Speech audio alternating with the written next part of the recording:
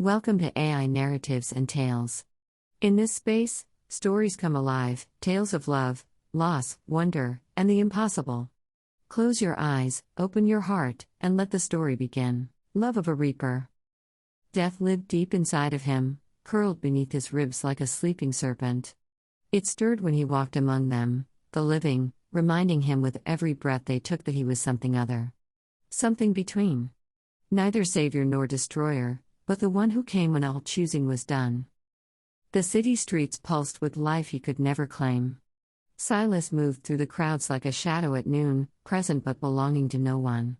He had walked these same blocks for decades, watching faces age and fade, watching loves bloom and wither, watching the desperate mathematics of human time play out in wrinkles and white hair and the slow stoop of shoulders bearing invisible weight. But lately, he had begun to watch one face in particular. Her name was Nora, though he had taught it only by listening. She worked at the small bookstore on Ashford Street, the one with a faded awning and windows perpetually clouded with the breath of browsing customers. She was always alone. Not lonely in the way of someone waiting to be found, but alone in the way of someone who had built walls so high she'd forgotten there was a world beyond them. Silas understood that kind of alone. He first noticed her on a rain-soaked Tuesday, standing outside the bookstore after closing, key in hand but not moving. Just standing. Letting the rain darken her hair and run down her face like tears she wouldn't allow herself to cry. Something in that stillness spoke to him, the way she seemed suspended between leaving and staying, between enduring and surrendering. He had stopped, 40 feet away, and watched her until she finally turned the key and went inside. After that, he couldn't stop noticing her. It was dangerous, this noticing. The other Reapers, his kindred, if such a word could apply to beings without breath or heartbeat, had warned him about attachments. They did their work in the margins of human awareness, present only at the threshold, gone before memory could form. To linger was to invite questions. To care was to court catastrophe. But Silas found himself lingering anyway. He began to time his presence to hers. Morning coffee at the cafe across from her apartment, where he would sit with a cup that never emptied and watch her window until her light came on. Afternoons in the park where she sometimes sat during her lunch hour, feeding pigeons with mechanical movements that suggested ritual rather than joy. Evenings outside the bookstore, waiting for that moment when she locked the door and stood in the rain of her own thoughts. The watching should have been enough. Should have satisfied whatever strange curiosity had taken root in him. But it only deepened the ache, an ache he hadn't known he could feel until Nora taught him what yearning meant. He began to wonder what her voice sounded like. What made her sad? Whether she had ever been loved the way she deserved. Whether she might, impossibly, ever see him as something more than the shadow he was. The plan formed slowly, like frost on a window. If he could not approach her as what he was, perhaps he could approach her as what he might have been. Reapers could wear human form when necessary, it was part of their function to ease the transition, and to appear as something familiar and unthreatening. But to maintain the form for more than moments, to live within it thoroughly enough to be believed. That required commitment. Sacrifice. Silas began to practice being human. He enrolled in night classes at the community college, not because he needed education but because he needed the rhythms of human routine. He rented a small apartment that he would never sleep in. He learned to drink coffee for the taste rather than the temperature, to laugh at jokes he didn't find funny, to complain about the weather that meant nothing to his nerveless skin. He chose a human name for himself, the same. Silas. It was close enough to the truth to feel honest, distant enough to feel safe. It was in one of those night classes, Introduction to Literature, a course he chose because Nora worked in a bookstore, that he met Owen. Owen was everything Silas was not: warm, easy, quick to smile. He had the kind of face that invited confidence, and within 3 class sessions, he and Silas had fallen into an unlikely friendship. Owen did most of the talking, which suited Silas fine. He spoke about his job, his family, and his girlfriend, who had recently moved to Seattle. He asked Silas questions with genuine interest and seemed satisfied with vague answers. "You're a quiet one," Owen said one night over beer that Silas pretended to drink. "But that's cool. Some people need to talk it out. Some people just think deeply. Silas smiled, a gesture he was learning to make more convincing. Which one are you? Oh, I'm a talker. Certified. Owen grinned. But I think you've got stories in there you're not telling. If only he knew. It was Owen who, months into their friendship, changed everything. Hey, there's this girl I want you to meet, Owen said one afternoon, catching Silas after class. She's a friend, works at this bookstore I go to. Super smart, kinda quiet like you. I think you two would hit it off. Silas felt something cold and electric move through him. A bookstore? Yeah, the one on Ashford. You know it? He knew it the way cartographers knew their maps. Every shelf. Every corner where she paused to straighten spines. Every spot of sunlight where she stood when she thought no one was watching. I might have seen it, Silas said carefully. Come by Saturday. I'll introduce you. Saturday arrived with the weight of prophecy. Silas stood outside the bookstore for 10 minutes before entering, watching Nora through the window. She was helping an elderly customer find something in the poetry section, her movements patient, her expression softer than he'd ever seen it. When he finally pushed open the door, a bell chimed above his head like a small prayer. Nora looked up. Their eyes met. For one suspended moment, Silas forgot how to maintain his human form. Forgot the careful architecture of flesh and breath he'd built around his true nature. In that moment, he was sure she could see through him, see the absence where a soul should be, see the purpose that defined him, see death itself looking back at her with something terrifyingly close to hope. But she only smiled. Small. Uncertain. Real. You must be Silas, she said. Owen told me you'd be coming. Her voice was lower than he'd imagined. Softer. It moved through him like music through empty rooms, finding spaces he hadn't known were waiting to be filled. And you're Nora. He managed to keep his voice steady. He said you could recommend a book. That depends. She tilted her head slightly, studying him with an intensity that made him wonder again what she saw. What kind of story are you looking for? One where I get to stay, he thought. One where this doesn't end the only way it can. Something about impossible things, he said instead. Her smile deepened, just a fraction. Those are my favorite kind. After that first meeting, Silas found excuses to return. A book to discuss. A question about an author. A chance encounter on the street that was never truly chance. Owen, delighted by the friendship he thought he'd fostered, often joined them, his easy presence providing cover for the careful dance Silas and Nora were learning. But slowly, the three became two. Owen mentioned his ex-girlfriend less and less until one day he announced she was moving back from Seattle. His visits became sporadic, then rare. And Silas found himself alone with Nora more often, walking through the park, sharing coffee in the small cafe she preferred, talking about books and music and the small architecture of their invented lives. He learned that she had been engaged once, years ago, to someone who left without explanation. That she had a younger sister she rarely spoke to. That she loved thunderstorms and hated crowds and sometimes, late at night, stood on her apartment balcony and wondered if anyone would notice if she simply disappeared. I would notice, Silas said, the words escaping before he could stop them. She looked at him for a long time, searching for something in his face. You're different, Silas. I can't explain it, but you're different from anyone I've ever known. His chest tightened with an emotion he had no name for. Is that a good thing? I don't know yet, she said honestly. But I want to find out. They fell into each other slowly, the way autumn falls into winter, inevitable and gentle and touched with the melancholy of things that cannot last. Silas knew he was breaking laws older than cities, older than the civilizations that had risen and fallen while he walked unchanging through their ruins. Reapers did not love. Did not last long. Did not build futures with those whose futures they were meant to end. But he could not stop.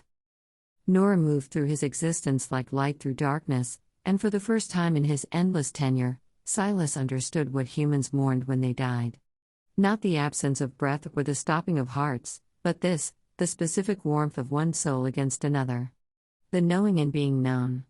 The small infinities hidden in ordinary moments. He memorized the way she laughed when genuinely surprised. The way she bit her lower lip when reading something that moved her. The way she said his name, soft and certain, like a promise she intended to keep. And she, in turn, began to see him. Sometimes, she said one evening as they sat on her apartment balcony, watching the city lights flicker like captured stars, I feel like you're here but not here. Like you're always standing just outside something the rest of us are inside of. Silas went very still. Does that bother you?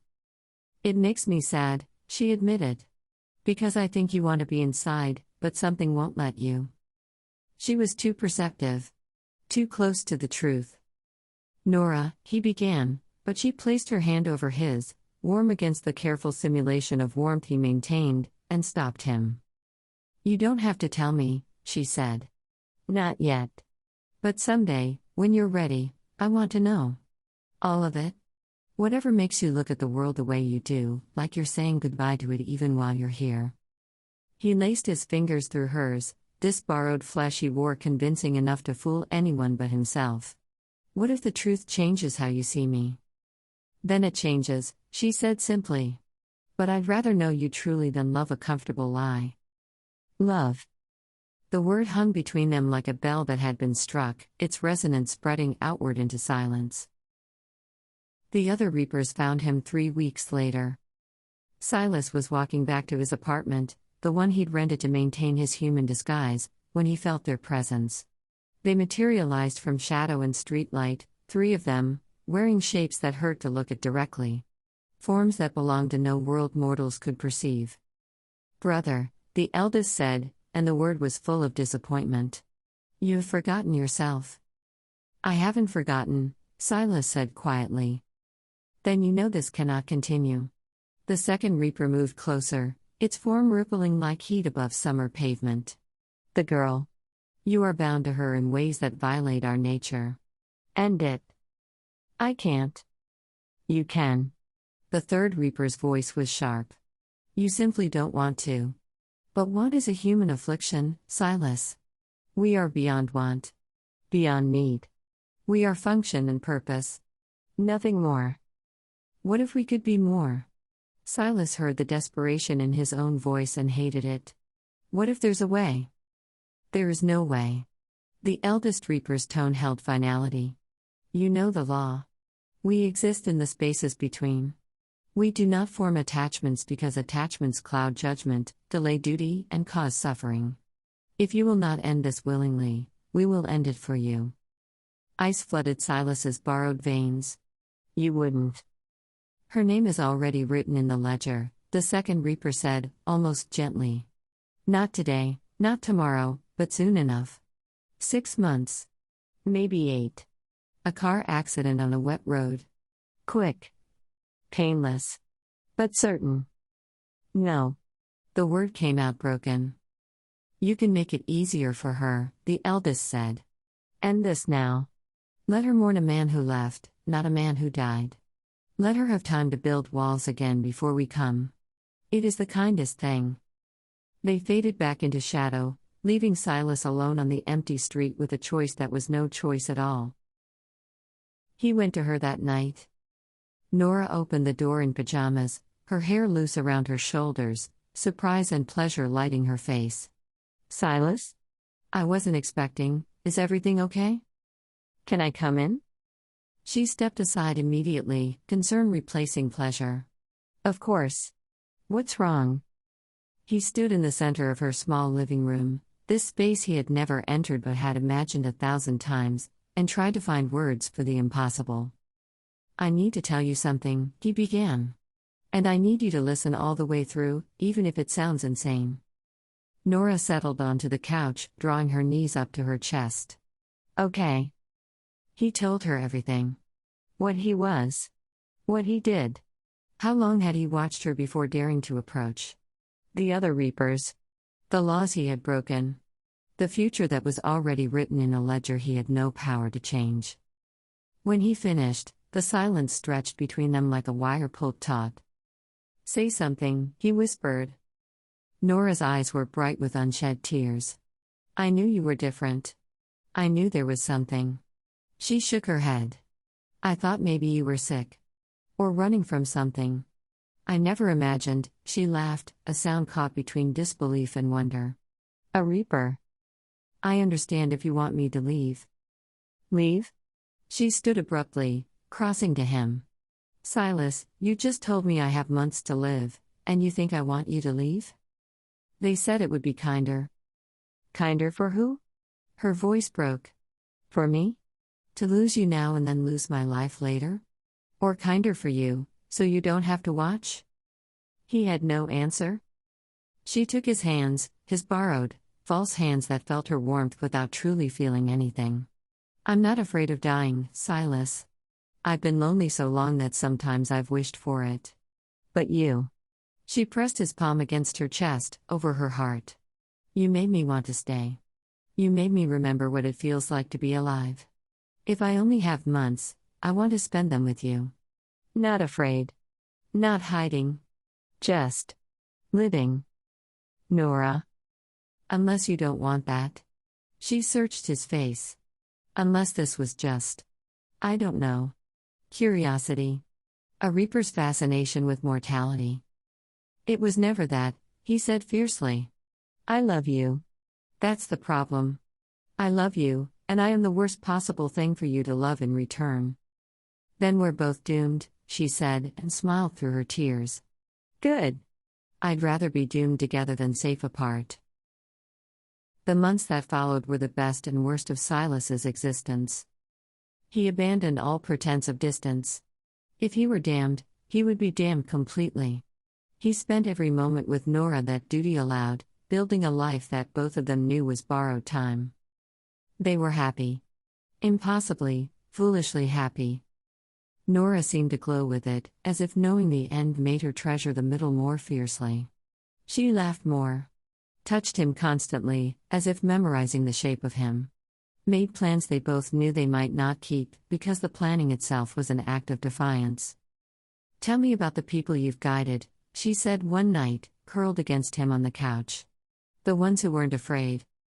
So he told her. The old woman who had been waiting, who took his hand and said finally. The young father made him promise to watch over his children. The teenager who asked if it would hurt, and then thanked him when he said it wouldn't. "You're kind," Nora said softly. "For something that's supposed to be just function and purpose, you're remarkably kind. I learned it from you." Liar. But she smiled. "Will you be there? When it happens?" His throat closed. "I don't know if I can." "I want you there," she said firmly. "If it has to happen, and I guess it does, then I want the last thing I see to be you. Not a stranger. You."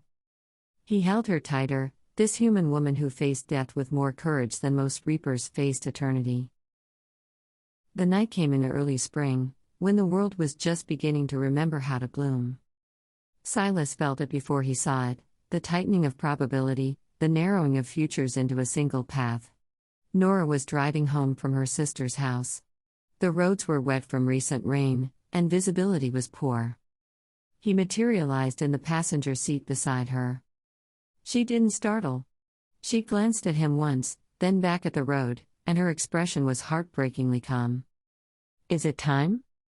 "Soon," he managed. 60 seconds. Maybe less." "Then we have 60 seconds. She reached over and took his hand. "Tell me something. Something real about you. Something I don't know." "Nora. Please. I want the last thing I hear to be your voice." The words came from somewhere deep, somewhere he had thought was empty. "Before you, I was functioning. Purpose. Nothing that could be called a life. But you taught me that existing and living are not the same thing. You taught me what it means to be present in moments instead of just moving through them. You taught me." His voice broke. "You taught me what I'll be mourning for the rest of eternity. Not my purpose. Not my function. But this. You." Tears ran down her face, but she was smiling. That's the most romantic thing anyone's ever. The truck came through the intersection without stopping, its horn blaring too late. Silas pulled her from her body before impact, before pain, before anything but the moment of knowing could touch her. She gasped once, then looked down at herself, at the wreckage, at the body that had been hers, at the scene that was already attracting sirens. "Oh," she said softly. "So that's what it looks like." "Nora." His voice shook. "I'm so sorry." She turned to him, and in her eyes was not fear but something infinitely more terrible: forgiveness. "Don't be." She touched his face, and now, standing between worlds, her hand felt real against him in a way it never had before. "I knew what I was choosing. And I'd choose it again. Every time." "I don't know what happens next," he admitted. "This is where I usually leave. I don't know what lies beyond. Then I guess we'll find out together." She laced her fingers through his, solid now, permanent in a way they'd never been in life. "Unless you're going to leave me at the threshold?" He looked at her, this impossible, brave, foolish woman who had taught a reaper what it meant to love and be loved in return. And he made a choice that shattered every law of his nature. "No," he said. "I'm coming with you. But your duty was always to guide the dead through the threshold. I'm just extending the service. The other reapers would come for him eventually. It would strip him of his purpose, his function, everything that defined him. But standing here, hand in hand with Nora, Silas found he didn't care. For the first time in his existence, he was choosing something other than duty. He was choosing love. They stepped forward together, into light or darkness or whatever lay beyond the threshold. And as the world dissolved around them, Silas heard Nora's voice, warm and alive and utterly unafraid. "So, what do reapers do when they retire?" Despite everything, despite the ending and the unknown and the certainty of consequences, he laughed. "I guess we're about to find out." They walked into the mystery together, two beings who had no business loving each other, hand in hand and hopeful, as the world of the living spun on behind them. And for the first time in forever, Silas was at peace. And so our story ends, but perhaps it lingers with you a little longer. Thank you for joining me on this journey. I'll see you in the next tale.